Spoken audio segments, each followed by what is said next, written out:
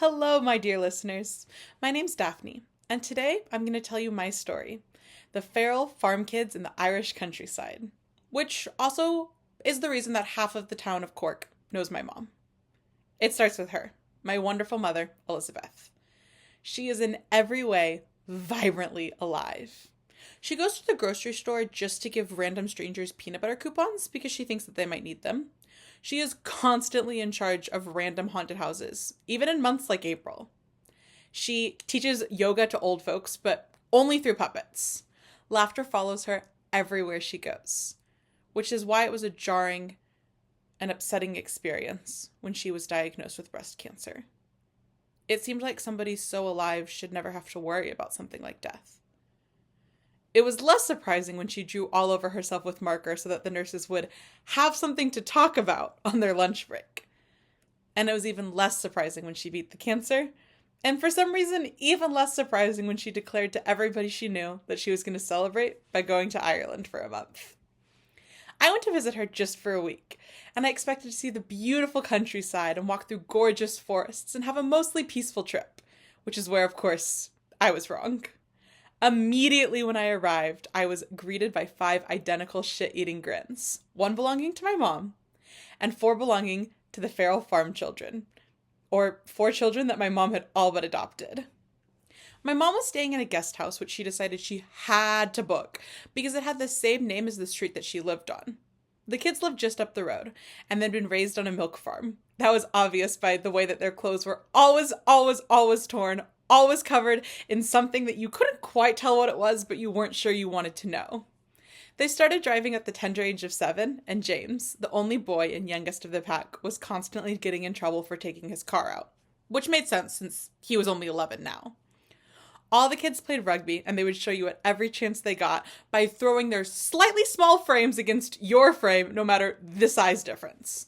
And the O'Connors always won. They loved to do this, especially with my mom. They loved to do a lot of things with her.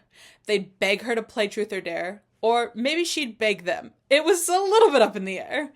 And then they would shriek with laughter when she would fall over after a dance or drink a raw egg or something else that they would declare made her mad and mental in their wonderful little Irish accents. The O'Connors were known by the whole town, and quickly my mom was too. She was best friends with Moira, the gas attendant, who was about 19 years old and just desperately wanted to be left alone. All the grocery store workers would call her by name and tell her the deals of the week because they knew she was going to ask. She loved to go to the pub, but would refuse to drink a single drop of alcohol, though she would act drunk because she said that's how you got into the spirit of bingo, which was constantly being played. She never quite understood the drive on the other side of the road thing, and that would get her into a lot of situations. So you could find the locals taking control of the rental car and getting her out of some pretty tight spots. She would cackle at this, and the locals would look on with a fond smile and maybe a little bit of concern. She learned how to milk a cow and almost rode one, and she conquered the ruins, while everybody cheered her on. She was so vibrantly alive in Ireland, just like everywhere else. Everywhere she went, she swirled in with her American accent and her overly enthusiastic questions. And I was in tow, known as Elizabeth's daughter, or the one with Elizabeth. When I left the countryside, I was given some great wisdoms, like teenagers pee on the castles here, or whales don't come here because they think our oceans are too salty. I left, but my mom stayed to get more of these pearls of wisdom, more of these fun tidbits of facts.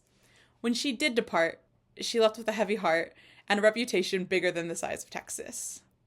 Every winter, my mom still sends the O'Connors Christmas presents and milk duds, since they insist that you can't get milk duds in Ireland, even though you definitely can.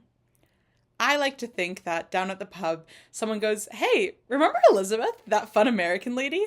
And everybody else sighs and laughs and shares their tidbit about my mom. And then, halfway across the world, my mom gets another wonderful, crazy, harebrained idea, and the chaos starts all over. Thank you, my dear listeners. And remember, pursue your own Irish countryside.